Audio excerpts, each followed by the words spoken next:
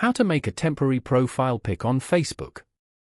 To get started, open up the Facebook application on your phone. As you can see, you are now in the Facebook homepage.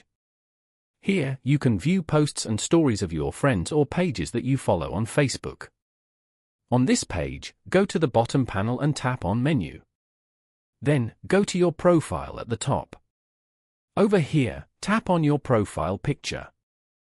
From here, you can choose photos from your camera roll to set them as your profile pic. Select a photo of your choice. You can also add a caption or a frame to the photo if you want. Then, tap on Make Temporary below the picture. Choose the duration. For example, 1 hour. After that, tap on Save at the top right corner.